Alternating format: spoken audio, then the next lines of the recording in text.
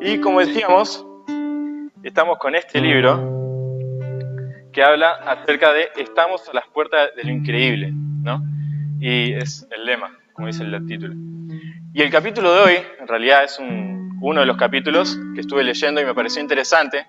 El nombre del capítulo que dice ¿cómo definir lo increíble? Porque uno piensa en la palabra increíble, piensa en la palabra creíble y la palabra increíble.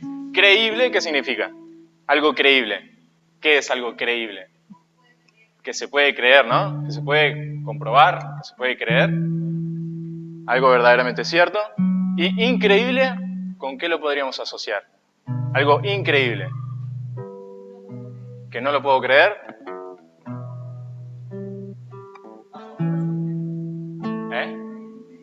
¿Alguien increíble?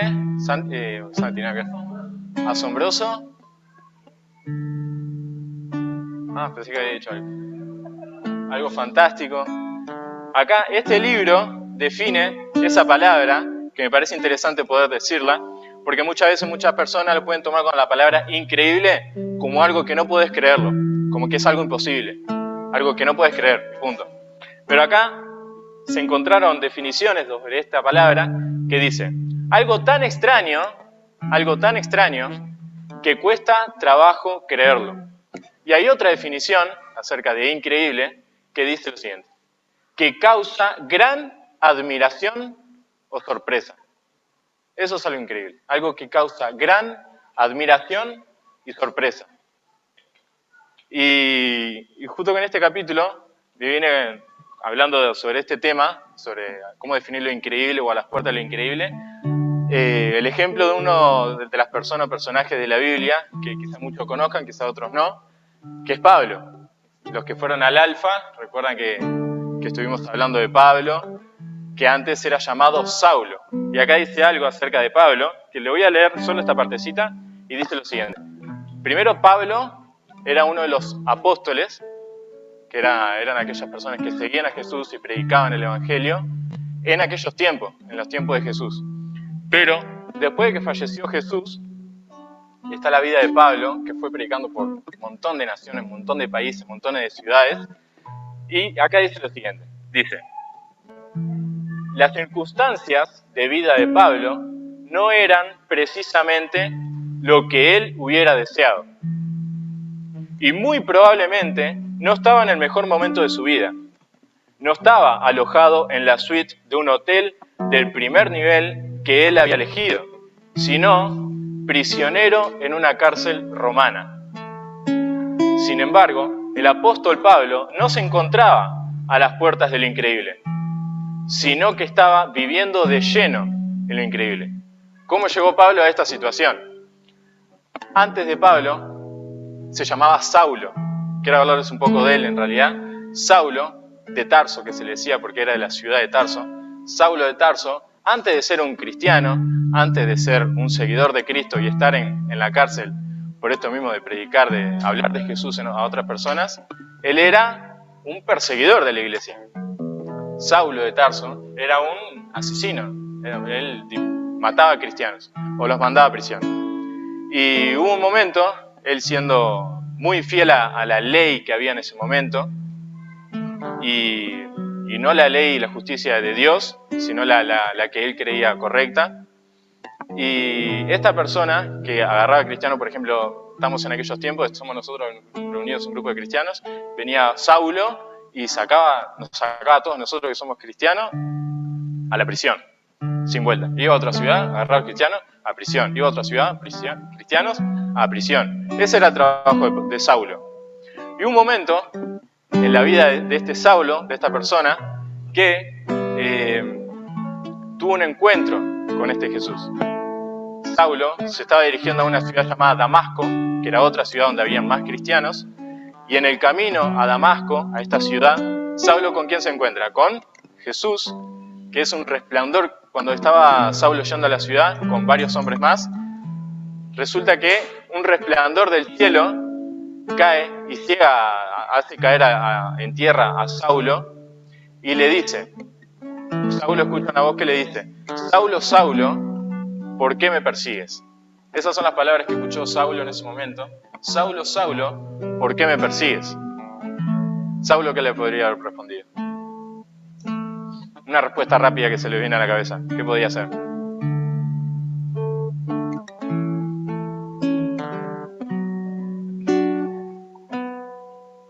Pregunta acá cómo se sentiría en ese momento, ¿no?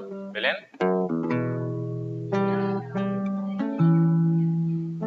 ¿Quién es? En ese momento, Saulo hace la misma pregunta. ¿Quién eres, Señor?, le pregunta. Y esta voz le dice, yo soy Jesús a quien tú persigues. Y acá hace un cambio rotundo en la vida de Pablo, de Saulo, y cuando Jesús le dice, yo soy Jesús a quien tú persigues, Saulo le hace otra pregunta y le dice así directamente, Señor, ¿qué quieres que yo haga? ¿Qué querés vos que yo haga en este momento? ¿Qué hago? A partir de ahora, ¿cómo va a ser mi vida? ¿Cómo voy a vivir? ¿No? Esa era la pregunta que le hacía Pablo a Jesús en ese momento. Y ahí, a partir de ese encuentro con Jesús, Saulo, siendo una persona perseguidor de la iglesia, asesino y que mandaba a cristianos a prisión, pasó a ser un seguidor de Cristo, un seguidor que iba a otros países no a cazar cristianos, sino a compartir y hablar de Jesús a otras personas. Y Pablo pasó muchísimo tiempo, muchísimos años haciendo esto, escribiendo cartas, hablando de Jesús a otras personas, y debido a esto, debido a lo que él hacía por seguir a Cristo, fue a prisión. Él estuvo muchos años también en prisión, y en prisión fue donde escribió muchas de las cartas, muchas de las cosas que hoy tenemos acá en la Biblia, muchas de las cartas que está compuesta este libro, que tiene 66 libros la Biblia, y muchos de los libros escribió Pablo, que son cartas hacia otras iglesias. Y en muchas ocasiones de esas cartas escribe desde la cárcel, estando en prisión. Y como dice acá, la circunstancia de vida de Pablo no era precisamente lo que él hubiera deseado. Imagínense en aquellos tiempos estar en la cárcel por ser cristiano, ¿no? Que en aquellos tiempos en realidad era bastante común que los cristianos sean perseguidos y enviados a prisión, e incluso cuando Pablo ya era convertido. Pablo escribe las cartas y en muchas ocasiones dice que las escribe con gozo y alegría al escribirle a sus hermanos y a compartir de Jesús con sus hermanos. Y hoy en día, hoy 2022, todavía existe cosas así. Pienso en varios países donde es difícil compartir de Jesús, ¿no? Donde es difícil hablar siquiera de Jesús o siquiera ser cristiano. Ya hoy, 2022, hay países que todavía te mandan a prisión. Gracias a Dios, acá en Uruguay, hoy 2022, tenemos la plena libertad de juntarnos, de cantar, de alegrarnos, de salir al patio, de salir a la calle, de evangelizar, de juntarnos todos juntos, de cantar con alegría y con fuerza y de hablar de Jesús a otras personas. No nos van a mandar a prisión por eso. Si bien no nos van a mandar a prisión, puede que tengamos otras dificultades, ¿no? Por ser cristianos. Muchas de las veces van a ser, por ejemplo, cada uno pasó por sus diferentes cosas y tiene sus testimonios, que su testimonio es lo que él ha vivido, ¿no? Lo que cada persona ha vivido. Muchas veces podemos ser rechazados por nuestros amigos, ¿no? Por ser cristianos, por hablar de Jesús. Muchas veces podemos ser silenciados, que nos quieren burlar, nos quieren hacer burla, rechazar y demás. Quizás no estamos en prisión como estaba Pablo, pero posiblemente estemos pasando por diferentes situaciones difíciles, ya sea de violencia, de frustración, de tristeza, incluso depresión, diferentes dificultades que Pablo seguramente haya pasado por cosas así en aquellos tiempos, pero les quiero leer un salmo, que es el Salmo 46, que yo creo que Pablo también tenía esta fortaleza sobre lo que dice el Salmo 46. No sé si vos lo tenés por ahí, Mikey, si lo puedes proyectar, si no, lo leo acá nomás.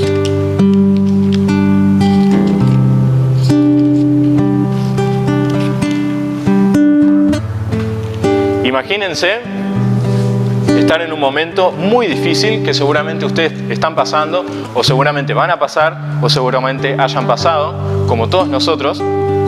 Y Y pensar, para mí me parece una locura, y siempre me parece una locura, pensar en este Pablo, en esta persona que estando en prisión, escribía cartas, que seguramente los cristianos eran torturados en prisión, le hacían de todo. Y él escribía las cartas con gozo y alegría. ¿El gozo qué era? Hoy estábamos hablando de eso. El gozo, felicidad y alegría, a pesar de la circunstancia, ¿no? A pesar de cómo estamos, sentimos ese gozo, esa alegría especial que solo Dios nos da, esa paz que solo Dios nos da. Y el Salmo 46 dice, mirá, Dios, y estoy seguro que Pablo pensaba en esto, y los invito a que ustedes puedan pensar en esto y lo tengan como base firme ustedes también. Dios es nuestro amparo y nuestra fortaleza, nuestro pronto auxilio en las tribulaciones. Por tanto, no temeremos aunque la tierra sea removida y se traspasen los montes al corazón del mar.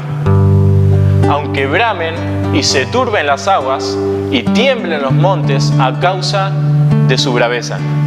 A pesar de las circunstancias, a pesar de las dificultades por las que estaban pasando ustedes, van a pasar ustedes, o que incluso pasó Pablo, podemos sentir ese gozo y esa paz de que Dios está con nosotros. De que Dios está en medio nuestro, es nuestro amparo, nuestra fortaleza, nuestra fuente de vida, que nos da alegría y gozo para poder seguir adelante. Y quería leerles también otro versículo que está en Isaías 9:6, si lo tenés ahí, Mikey, que este Jesús, que yo les quiero más o menos, porque quizás no todos han hablado de Jesús, han escuchado de, bueno, ¿quién es Jesús? ¿Quién es este Jesús que se le presentó al Pablo? ¿Quién es este Jesús a quien nosotros tenemos que aceptar? ¿Quién es este Jesús que murió en la cruz por nuestros pecados y resucitó al tercer día para darnos salvación? ¿Ese Jesús quién es? ¿El hijo de quién? ¿El hijo de? ¿El hijo de Dios? ¿Es el hijo de Dios? ¿Sí? Están dudando, muchos están dudando. ¿Jesús es el hijo de Dios? ¿Sí? Bien. Y ustedes saben que la Biblia, este libro, fue escrito muchísimos años antes de que naciera Jesús y muchísimos años después de que naciera Jesús y muriera Jesús. Todo este libro tiene muchísimos años y son recopilados varios libros. Y esto fue mucho antes de que naciera Jesús. Esta partecita que nos dice, incluso antes de que naciera Jesús, quién iba a nacer y quién iba a ser Jesús. Isaías dice, porque un niño nos es nacido, hijo nos es dado y principado sobre su hombro. Y se llamará su nombre Admirable Consejero. ¿No? Admirable Consejero, y esa característica de Dios para mí es tremenda. Admirable Consejero. Ese Dios, ese Jesús a quien nosotros podemos acercarnos, a quien nosotros podemos hablar. Y como estábamos hoy acá, cerramos los ojos, hoy habló Lucas, habló Cristian, ¿y eso qué era? Orar. Es hablar con Dios.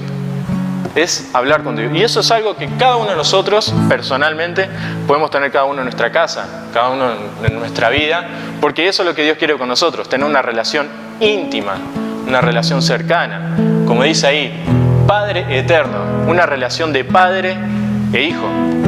Una relación de padre e hijo, ¿cómo es?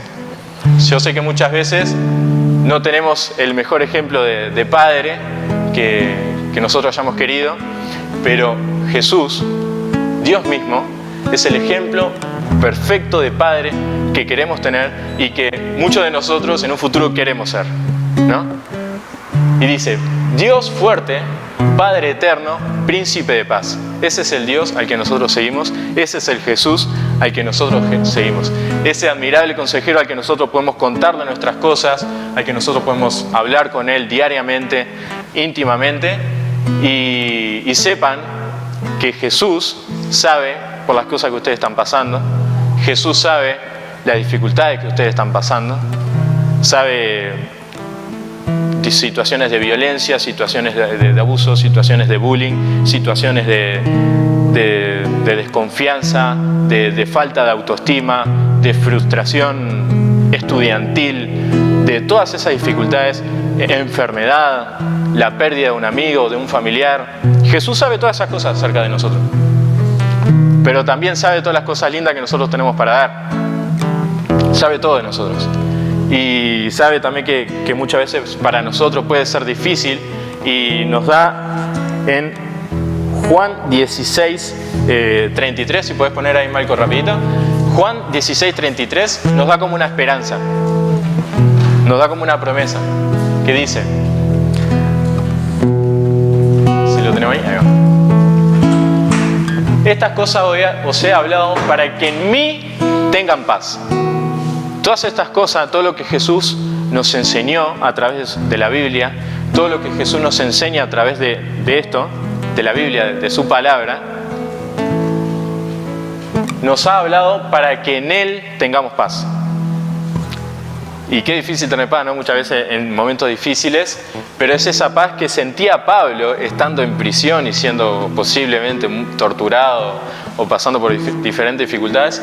Pablo sentía gozo y sentía paz y sentía alegría. Y eso a mí me vuela la cabeza, imagínate. Y ahí dice, en el mundo tendréis aflicción. Jesús ya sabía que muchos de nosotros íbamos a pasar por cosas difíciles. En el mundo tendréis aflicción, tristeza, dificultades. Pero confíen. Pero confíen. Lo está diciendo Jesús, lo está diciendo Dios mismo en su palabra. Pero confíen. Yo he vencido al mundo. Confíen, Jesús ha vencido al mundo. Jesús, como hoy compartíamos, nació. Jesús creció en sabiduría, en estatura, en amor para con Dios y los hombres.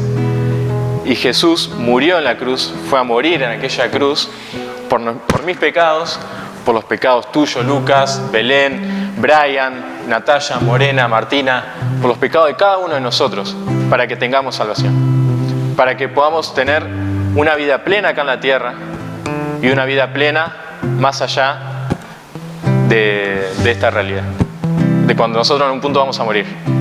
¿Y qué va a pasar después de la muerte, no? Esa es una pregunta. Ahí es decisión de ustedes, si quieren pasar la eternidad con Dios o lejos de Dios. Esa es una decisión personal de cada uno. Pero nosotros los invitamos a que puedan confiar en este Jesús, a confiar en este Dios, que muchos de nosotros pudimos confiarle nuestra vida a Jesús, y nuestra vida pasó de ser un Saulo de Tarso a un Pablo seguidor de Cristo, de un perseguidor de la iglesia a un seguidor de Cristo y predicador de Jesús, ¿no? Y ahora quería, Juan 10:10 también es otra cosa que quería compartirles, que es, para esto mismo ha venido Jesús al mundo, y lo dice clarito en Juan 10:10, yo he venido para que tengan vida, y vida en abundancia. Para eso vino Jesús al mundo, para que nosotros tengamos vida, para que nosotros tengamos salvación y para que nosotros tengamos vida en abundancia. Y ahora no quiero seguir alargarme mucho, porque me gustaría que podamos compartir más en grupitos pequeños, y yo le voy a dar a cada grupo un pasaje. Los dos grupos vamos a compartir el mismo pasaje, que está en Marcos 2, del 1 al 12. ¿Ah? Sí. Y antes de pasar a los grupos, vamos a cantar una canción, pero antes quería contarles un poquito. Estamos, como decíamos, a las puertas de lo increíble. Pablo, cuando se encontró con Jesús en este momento, estaba a las puertas de lo increíble, un encuentro directo con Jesús mismo, con Dios mismo. Él tenía la llave, decir, ¿entro por esa puerta o no entro por esa puerta? Le digo, Señor, ¿qué quieres que yo haga? Y esa es una pregunta que todos nosotros, los que ya tenemos a Jesús en nuestro corazón, hemos hecho.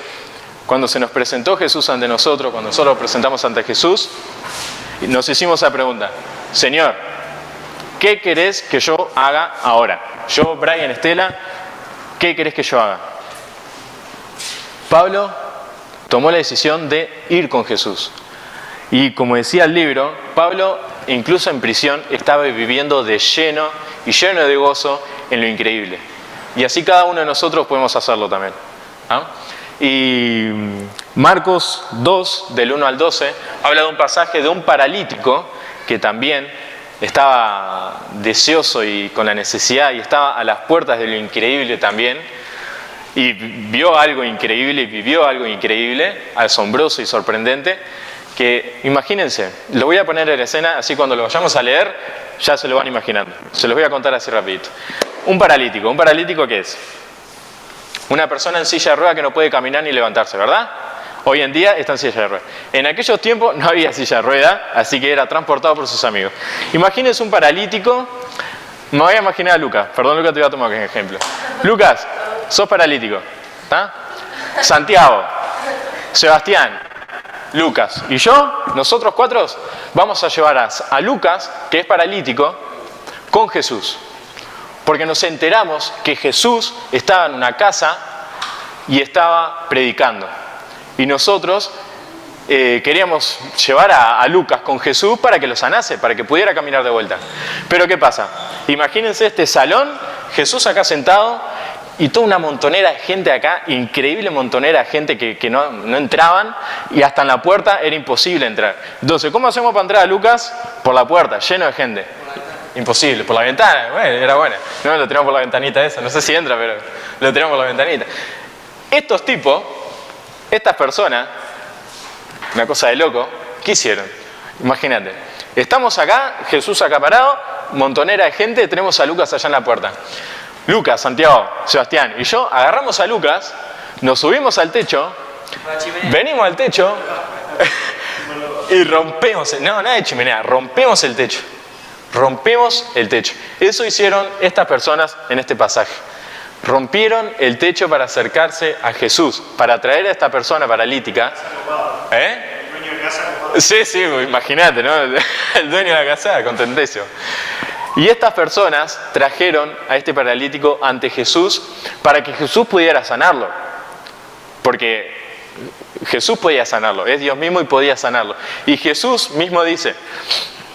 Jesús, al ver la fe de estas personas, al ver la fe de sus amigos y del paralítico, le dice, no lo voy a decir porque si no ya estoy spoileando todo, no spoileé la historia, pero la idea es que podamos juntarnos en 2 grupitos, o quizás 3, dependiendo cuántos seamos, y respondamos unas preguntas que tengo.